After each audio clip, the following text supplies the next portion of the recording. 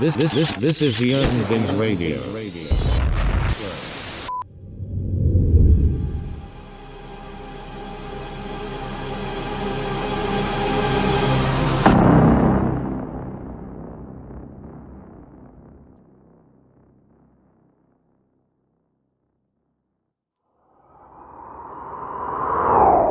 So, Real Housewives of the ATL, Carlos King, and the OG Housewives of the ATL. Now, this cannot be disputed. This cannot be argued down.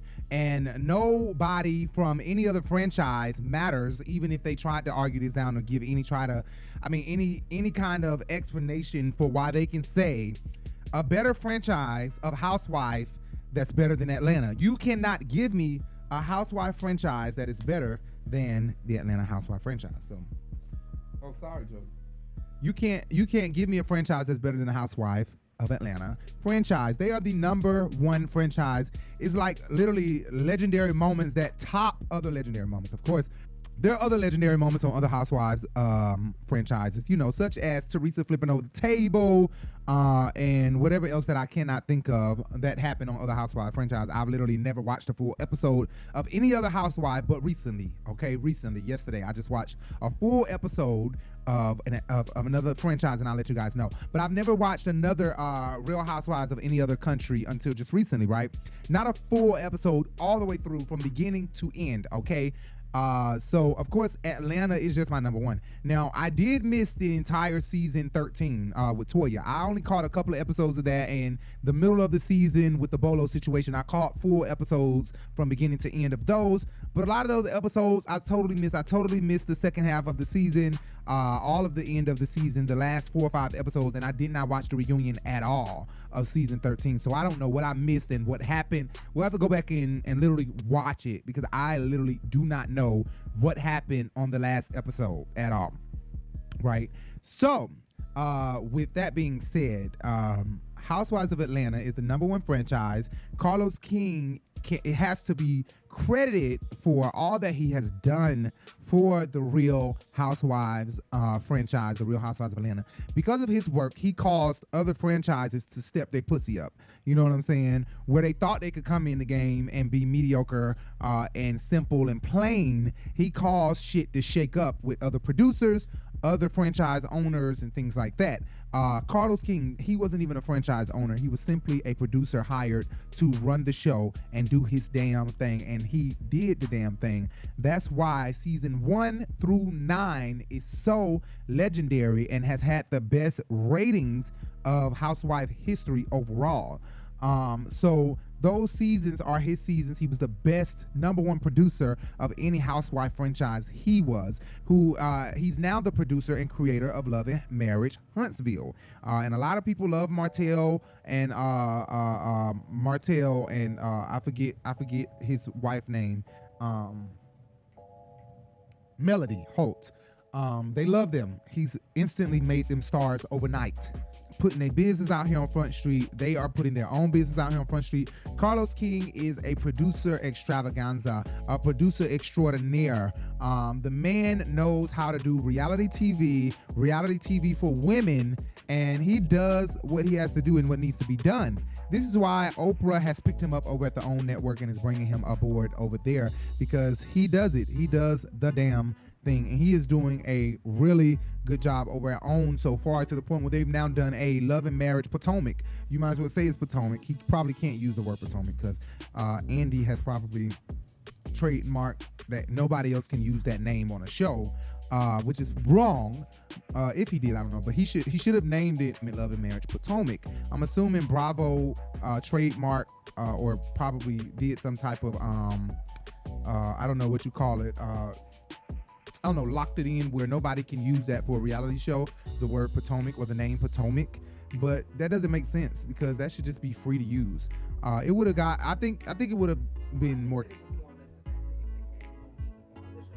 And it's called,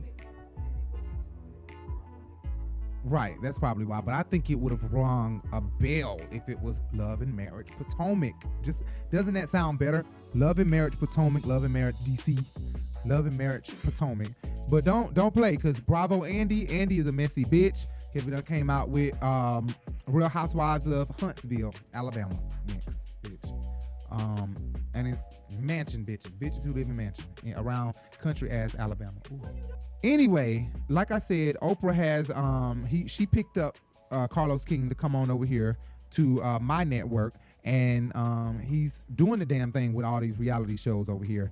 And now he has his own night show where they recap on old shows. I thought it was just like old owned shows, but apparently it's old shows, period. A recap of any old episode across TV, period.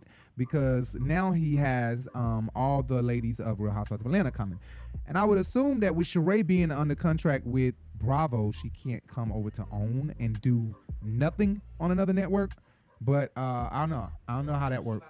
But Nene won't be on that nightcap episode coming on Sunday.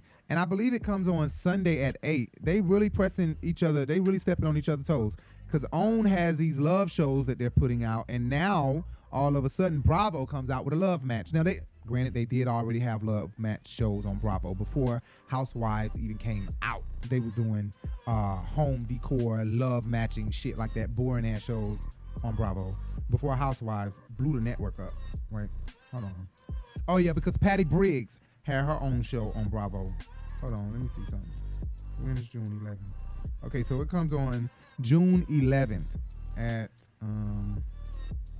okay, so June 11th at 10. That's not at the same time as Housewives of Atlanta, but it's at the same time as Watch What Happens Live. Carlos King is doing the damn thing. His podcast is blowing up. His TV shows is blowing up. He is really doing the damn thing. So Nene won't be on there. I assume that Nene can't be on there because all they're going to be talking about is Bravo and the show. They're going to be nightcapping back on the show. And with Nene having an open case in Fulton County, a lawsuit against Bravo, Andy Cohen, Stephen Weinstock, and Truly Original Entertainment, I would imagine that Nene, anything good or bad that she says about them, the attorney is going to use it against her. No matter what. Something that she would say in that reunion, they're going to use against her. So they don't want to. And then not only that, Kim Zolciak will be present. And Kim Zolciak is named in the lawsuit. Look, the elephant in the room is we know that Nene has this lawsuit that's coming out where she alleged a lot of things that happened. Kim, your name is mentioned in it. Is there anything that you can say? I mean, she knows what she's saying is not true in regards to me. That's ridiculous, and she knows it. So I'll deal with her when she's done with them. And if I was Kim Zolciak, I'll probably go get a restraining order on Nene just because Nene has played this role of we're friends, we're not friends. We're friends, we're not friends. So instead, I would just say, look, she's mentally unstable and I am afraid for my life. So I need a restraining order. And I don't give a fuck how bad it hit the blogs. I don't care how bad it hit Nene, how bad she feel, how upset she is. I would literally take a restraining order out on Nene so that she can stop with the fake shit. Don't come hug me, Kim. Oh my God, Kim. No. Just to sever the relationship because she'll try to get back cool with Kim and Kim will fall right back into the trap. Bitch, she called you racist. And if you are, then you are. But she has called it out on your ass. Why the fuck would you even forgive her and be back friends with her? How many times y'all gonna go back through this? Like, friends, not friends, friends, not friends. And let Nene tell it. She ain't mean no harm by naming you in the lawsuit. Let Nene tell it. You should not be mad at that. You should just still befriend her and give her a hug around, squeeze her neck next time you see her. You know, let Nene tell it. Let you have attitude with Nene for naming her in a goddamn lawsuit. So Nene, we don't need to expect Nene. It'll be a huge surprise if Nene just walk out that bitch. Hey there. Okay.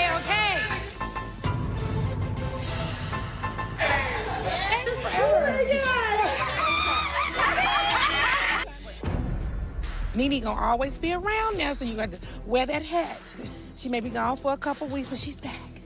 She ain't never leaving. Never. I don't know what that Nene ain't means, got nothing but to do with okay. you, and I've made that very clear. Can I say something? Okay.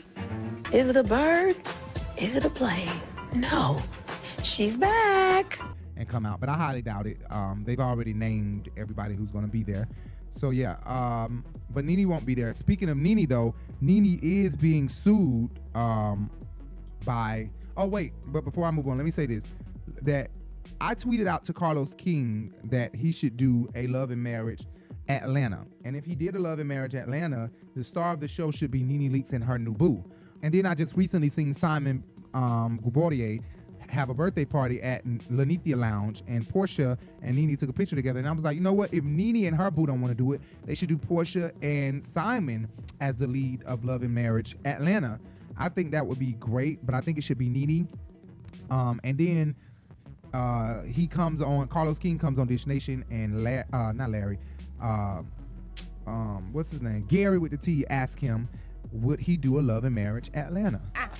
Now, Carlos, I'm a huge fan, honey, of all your shows, of Love and Marriage, honey, of Huntsville, and now DC. Uh-oh. Yes. So, Carlos, now, when are you going to do something here in Atlanta? Well, listen, I did the Real Housewives of Atlanta for, 9 seasons? Yeah. So, I had to grow and branch off and spread my wings. So I am definitely going to figure out what a Love and Marriage Atlanta could look like. Atlanta is filled with so many personalities and swingers. So I am definitely... If you could make a dream cast, who would be in the cast? Ooh. So I want to see what Porsha and Simon are up to. I miss seeing them on television. Yeah, did you see their show? Of course I did. Me too. Don't think it went over our... I'm like, really, Gary? Gary be watching our channel. I know Gary be watching our channel. Gary know damn well I was screaming his name one day. He was driving in his convertible down, I think, that Peachtree Street. And I was standing right outside my apartment building. And I was like, that's Gary with the T with his convertible down. And I'm literally screaming Gary's name. I was young. I was like 18, 19. And I'm screaming Gary's name. I'm like, Gary, Gary, Gary. He looked over and looked back at the light and ignored me from then on. And I'm just like, damn, I'm waving at Gary. He just straight up ignored me. I was a little embarrassed, but hey, it is what it is. Kaya did the same thing, kind of, sort of. She embarrassed me, the rapper Kaya. Let me tell you what Kaya ugly ass did. This is not on the subject, but Kaya, she was at Gay Pride at Piedmont Park. Like I said, I'm from Atlanta, and we were all at Piedmont Park, and she was coming out of the bathroom at the park with some friends, and she had on a shirt with her album printed on the shirt, and she had albums in her hand like this, holding a bunch of albums. And I said, hey, oh my God, y'all, this is Kaya. Nobody even noticed her. All my friends, Jay didn't notice her, Shane. She's really an unrecognizable bitch. But she looked normal, right? And she was short. And so I never met Kaya. I noticed her because I love Kaya. I love female rappers. So I noticed her. I said, oh my God, y'all, this Kaya. Shane them still looking like, who? I'm like, Kaya, the rapper, Kaya. Oh my God. Then it finally dawned on y'all that it was Kaya. Shane them still went at my, let me get a picture. I said, let me get a picture. Guess what this bitch said? You gotta pay me for the picture. But yeah, Kaya, it's always something. In the middle of my tape, always something. Anyway, Kaya asked for $5 to take the picture with her, or buy an album, and then she'll take a picture while you holding the album. I'm like, no, fuck no. Your music is not that bad that it's this hot out here at Piedmont Park that I'm gonna pay $5 or $10 for a goddamn picture with Kaya, and I need a goddamn slushie up under this tent in a minute, and a funnel cake possibly. And you think I'm gonna spend my $5 or $10 on you, Snaggletooth bitch? No. So needless to say, I took pictures of her from behind, and she walked away. Like, I don't give a fuck. That's what the fuck I'm doing. I'm selling my goddamn pictures. People, they overheard me. Of course, this crowd, people looking at me. People everywhere. They looking at Kaya, they looking at me. And they seen that. But one gay boy walked up to her and did it. He bought an album, and he went on and took a picture. He got a picture before she walked off. We went on about our business. But I'll never pay Kaya for a picture. Kaya? Please, just get out of here. And it's this hot outside, and I need a funnel cake, bitch. Nene, her new boo for Love and Marriage Atlanta, and then maybe you could do Love and Marriage Nigeria for Porsha and Simon. Maybe you could do that. Make sure you hit that subscribe button. Make sure you hit that bell, and make sure you hit that thumbs up. If you hit the bell, you'll be notified of every time we go live, guys. Thank you so much. Check out the podcast, Urban Binge Radio, the Urban Binge Radio, and check out our boutique, Urban Binge Boutique, stylish urban wear, streetwear for ladies of all sizes. Make sure you check us out. Urban Binge Boutique, urbanbinge.myshopify.com, at Urban Binge Boutique on Instagram, at Urban Binge Boutique on Facebook, and our blog is the Urban Binge, Instagram, Facebook, and Twitter at the Urban Binge. Make sure you check us out.